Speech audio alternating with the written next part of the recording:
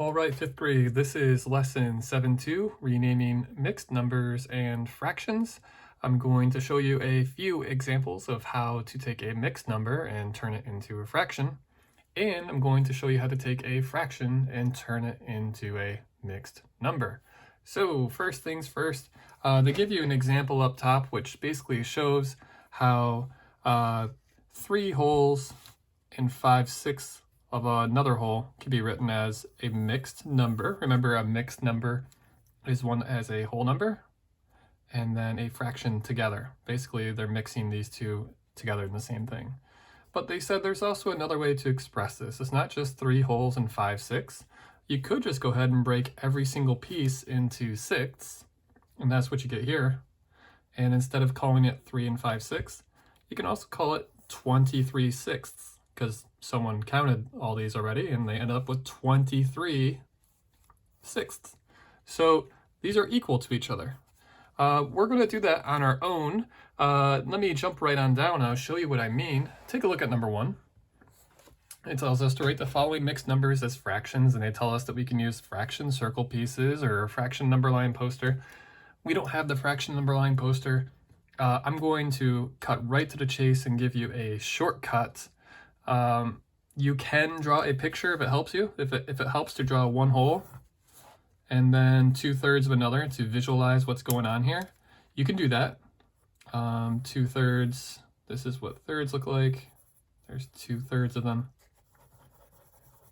That can give you your answer, or actually we would have to break this into thirds too. But I'm going to give you an even shorter way to figure this out, where you don't have to draw pictures for every problem. Okay, so this whole number tells us how many full sets of 3 we already have. So if you look at it, this tells us we already have one full set of thirds. I'm going to draw a picture just for you to visualize. You don't have to draw it. So this one says we already have one full set of thirds, and this tells us that we have 2 of another third already there. Looks something like that probably. And so right away you could visualize and see 1/3, 2/3, 3/3, 4/3, 5/3. Okay, with a picture, that's how you can come to the answer. However, if you have one set of 3, you can just say, hey, well, one set of 3 is 3. Now add the leftover, which is 2. What's 3 plus 2? It is 5/3. Okay, if I lost you on that, let's look at number 2. Again, this whole number tells us how many full sets we already have of the denominator. So this tells us we have 2 full sets of 5. So what is 2 5s worth? It's basically like a multiplication problem. It's like 2 times 5. And 2 times 5 is 10. And then we're going to add the leftovers, which is the 3. What is 10 plus 3? 11, 12, 13. And we keep our denominator the same. It's 13 fifths. Okay, so long story short is you're going to take this whole number, and that tells you how many of the denominator you already have. 2 full sets of 5s, 1 full set of 3, 5 full sets of 4, 6 full sets of 5. So it's going to be like 5, 10, 15, 20, 25, 30. Okay, that was 5 6 times. 4 sets of 8, 3 sets of 4. Okay, so once you master that part, 6 full sets of 5, just don't remember that, or don't forget to add the leftover, which is always going to be the numerator up top. This one looks like it might be a little tricky. That's almost like a try this problem. So that's that on that front. I'll give you one more example. I'll just throw like a random 4 and 3/4 out there. So 4 sets of 4, 4, 8, 12, 16. Add this guy. 16 plus 3 is 19. 19 fourths. Okay. Multiply. Add him. All right, so the bottom part actually is going the other way. This time we start with an improper fraction and they want us to turn it into a mixed number, which is pretty common in math. They like having numbers that are not improper. This looks kind of weird. Like you wouldn't usually say, hey, there's 7/3 of pizzas left. It's kind of unnatural in some instances. So here's how you turn an improper fraction to a mixed number. You ready? You divide. 7/3 is the same as 7 divided by 3.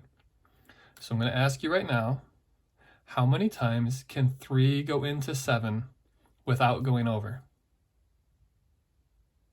And I know that we can go 3, 6, then 9, but 9 was over. So it goes into 7 at least twice. Actually, I shouldn't say at least, twice. That becomes your whole number. And how much is left over? 3 can get us to 6, but 6 is 1 less than 7. Whatever's left over becomes your fraction. We express it as a fraction. We'll keep the denominator the same. So we could fit 2 whole 3's into 7. And we'd have 1 left over. So 1 piece of another third left over.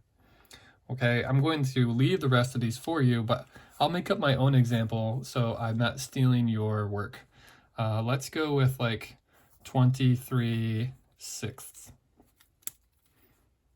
So again, you would read this as 23 divided by 6.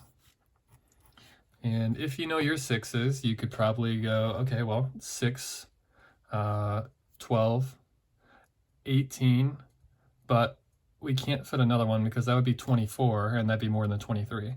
So I know we can do 3 whole 6's. That would get us to 18. And then we have to find out what's left over to get up to 23. And that would be 19, 20, 21, 22, 23. So we'd have 5 left over. Keep your denominator. Okay? Long story short, you're dividing these things. Okay? Take your 9, divide it by 3. Take your 16, divide it by 8. And just to give you a heads up, some of these answers won't be mixed. Some of them will be just whole numbers, period. So there's that. I'm going to show you one last thing on page 238. They're going to want you to solve some of these multiplication problems here. And one thing they want you to do to give you a hint first is to rewrite any mixed numbers as fractions, and then you'll be able to solve it like a normal fraction multiplication problem. For instance, we just found out how to turn a mixed number into a fraction, right? You take this 2, multiply them by 5, then you're going to add whatever's left. So 2 full sets of 5 is 10. Then we have to add a 3, which would be 13/5.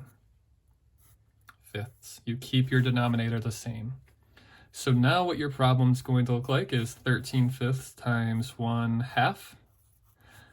And when we multiply fractions, it's my favorite type of function to do with fractions because you just multiply across.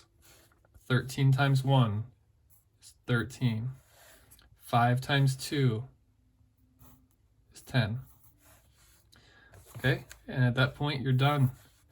If you want to go the extra mile, and this could be helpful for you in the future, you can reduce this fraction by using the same strategy you learned on the bottom of page 237. You can take 13 and divide it by 10. And I know 10 can go into 13 just once without going over. And you'd have 3 pieces left. So the reduced answer would be 1 3/10. This would be the bonus. You don't have to do it, but it's good practice. All right, so on page 238, turn any mixed numbers into a fraction first, and then just multiply like you normally would with fraction multiplication, which is just going right across. Last thing I'll throw out, don't forget that area equals length times width. You'll need to know that for numbers 3 and 4. Okay, if you have any questions or comments, let me know. Elsewise, I hope that helped you guys out, and I will see you all for lesson 7-3.